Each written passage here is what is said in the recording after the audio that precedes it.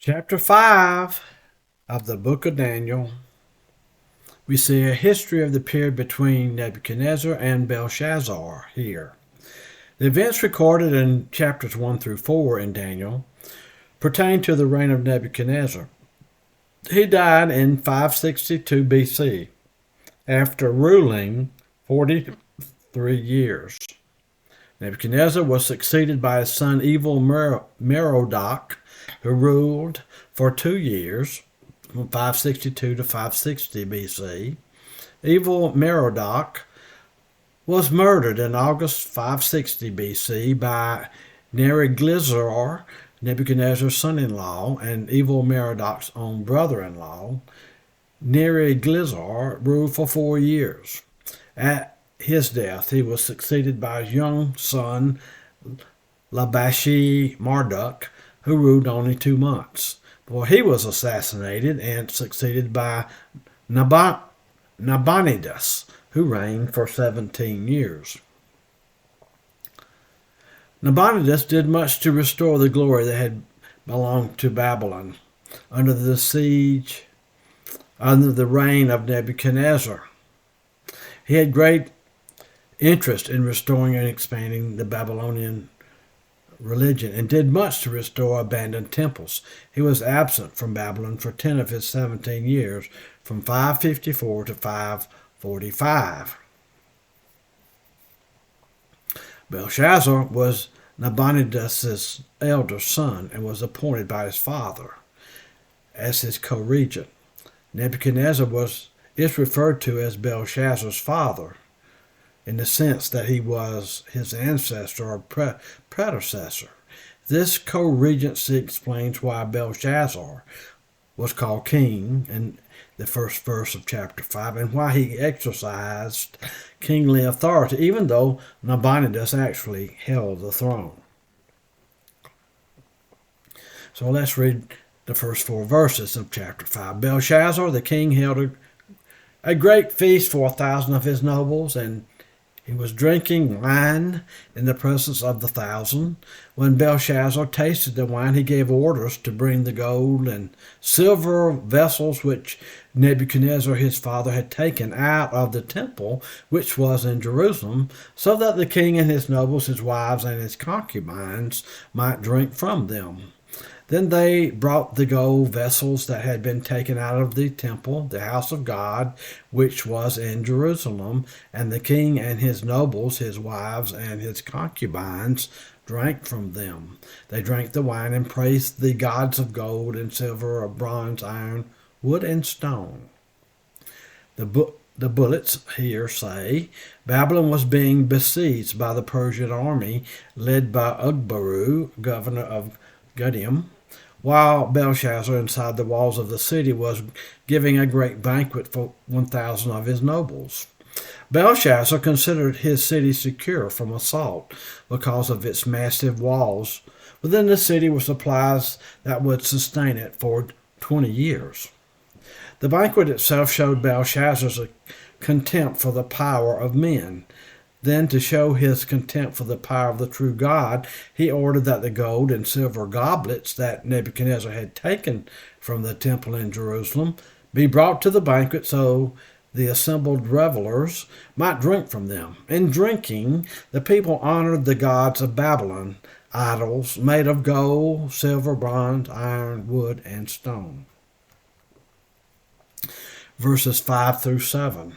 Suddenly the fingers of a man's hand emerged and began writing opposite the lampstand on the plaster of the wall of the king's palace, and the king saw the back of the hand that did the writing. Then the king's face grew pale, and his thoughts alarmed him, and his hip joints went slack, and his knees began knocking together. The king called aloud to bring in the conjurers, the Chaldeans, and the diviners. The king spoke and said to the wise men of Babylon, any man who can read this inscription and explain its interpretation to me shall be clothed with purple and have a necklace of gold around his neck and have authority as third ruler in the kingdom. Suddenly the hilarity of the revelry gave way to hushed fear. None of the lampstands that illuminated the banquet hall, fingers of a human, were seen writing on the wall. Belshazzar became so frightened that his face grew pale. His hip joints were slack, and his knees began knocking together. The king summoned the enchanters, astrologers, and diviners, and promised to reward whoever would interpret the meaning of the writing. The reward was great. The interpreter would be clothed with purple, that is, give royal authority, and have a necklace of gold and silver, would be made the third highest ruler in the kingdom. Let's read verses 8 through 12. Then all the king's wise men came in, but they could not read the inscription or make known its interpretation to king. Then King Belshazzar was greatly alarmed. His face grew even paler, and his nobles were perplexed. The queen entered the banquet hall because of the words of the king and his nobles. The queen spoke and said, O king, live forever. Do not let your thoughts alarm you or your face be pale. There is a man in your kingdom in whom is a spirit of the holy gods, and in the days of your father, illumination, insight, and wisdom, like the wisdom of the gods, were found in him. And King Nebuchadnezzar, your father the king, appointed him chief of the magicians, conjurers, Chaldeans, and diviners. This was because an extraordinary spirit, knowledge, and insight, interpretation of dreams, explanation of enigmas, and solving of difficult problems were found in this Daniel, whom the king named Belshazzar. Let Daniel now be summoned, and he will declare the interpretation. We see the bullets tells us the wise men were unable to read or interpret the writing on the wall. The sound of confusion in the banquet hall came to the ears of the queen.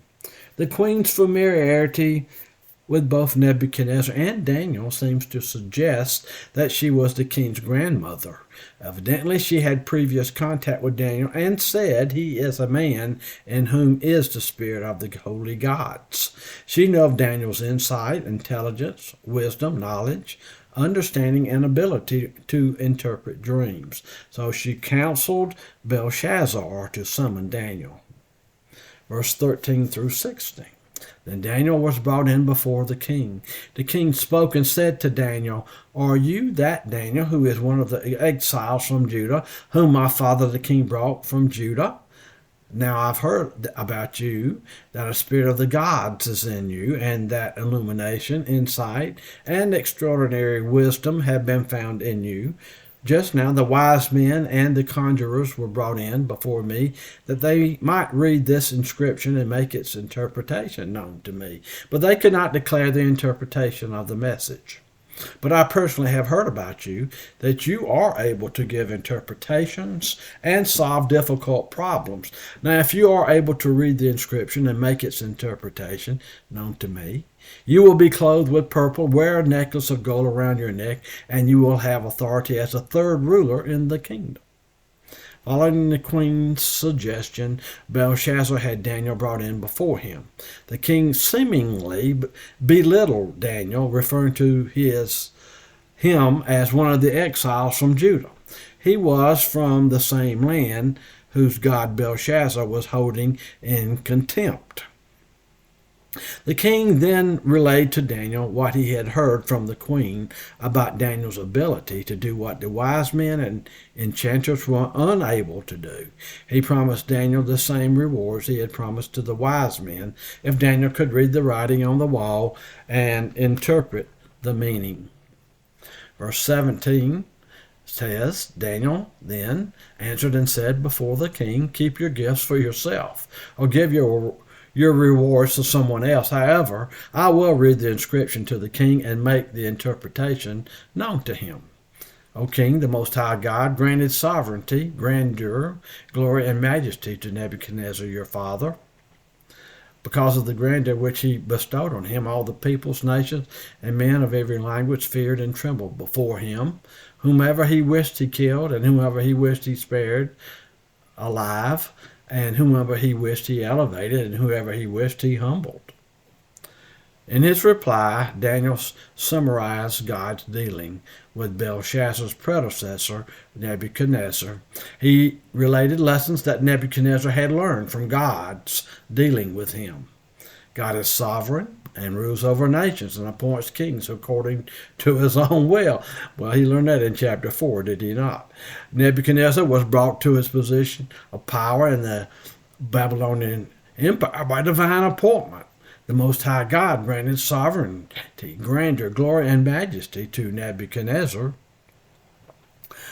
His authority was widely recognized by peoples and nations and men of every language, and his decrees were unchangeable. Verses 20 through 21. But when his heart was lifted up and his spirit became so proud that he had behaved arrogantly, he was deposed from his royal throne and his glory taken from him. He was also driven away from mankind, and his heart was made like that of beasts, and his dwelling place was with the wild donkeys. He was given grass to eat like cattle, and his body was drenched with the dew of heaven, until he recognized that the Most High God is ruler over the realm of mankind, and that he sets it over it whomever he wishes, says Daniel. When Nebuchadnezzar failed to recognize that the power was God's and not his own, he became arrogant and proud. God then humbled him and stripped him of his throne while he lived like an animal with the wild donkeys.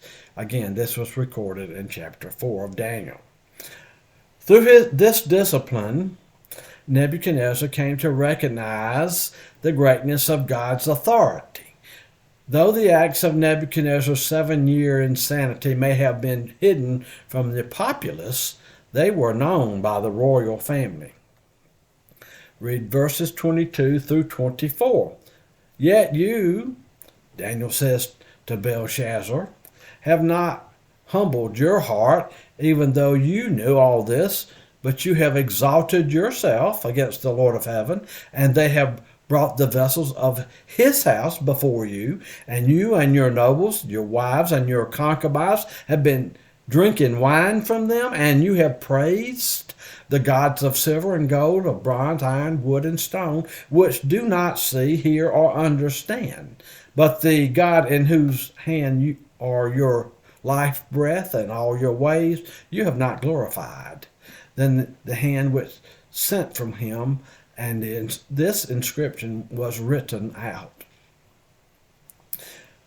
So let's read the bullets first before we go to the next verse. Belshazzar knew what Nebuchadnezzar had experienced and should have learned from it. However, Belshazzar had not done so. In fact, had openly challenged the Lord of heaven by drinking from the goblets taken from the temple in Jerusalem and by praising man-made gods, that is, idols.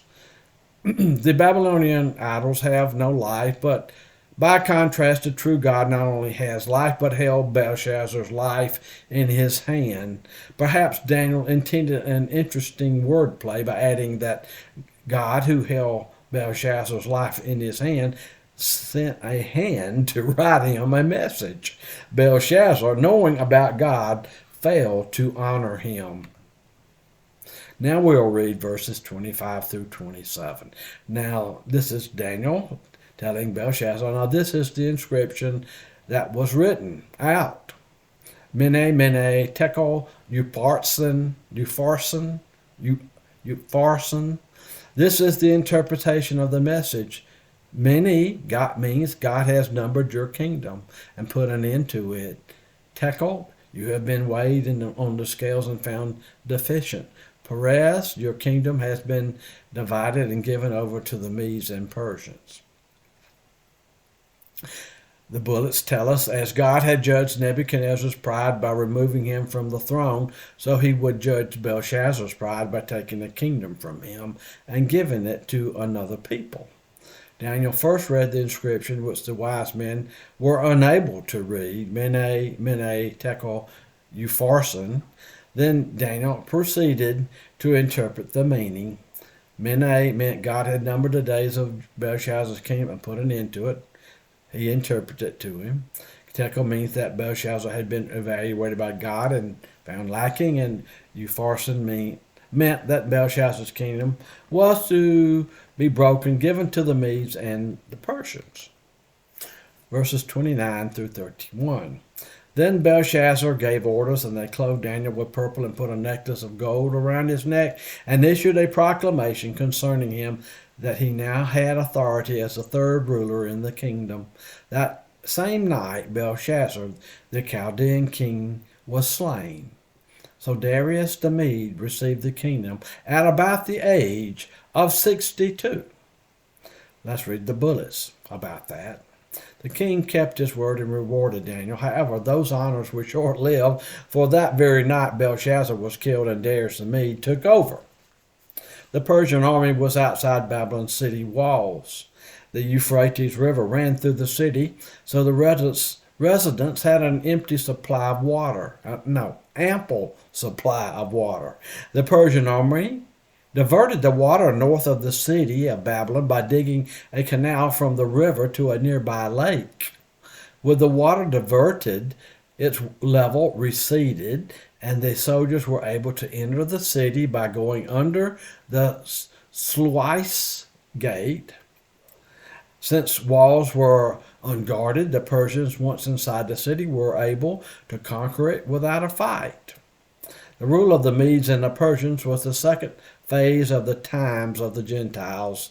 Remember in chapter 2 of Daniel, where he interpreted the vision of Nebuchadnezzar? The silver chest of that vision in the dream that Nebuchadnezzar had represented the next kingdom that would replace the Babylonian and the Chaldeans. It was the Medes and the Persians. These events in chapter 5 illustrate that God is sovereign and moves according to his predetermined plans. And I believe that is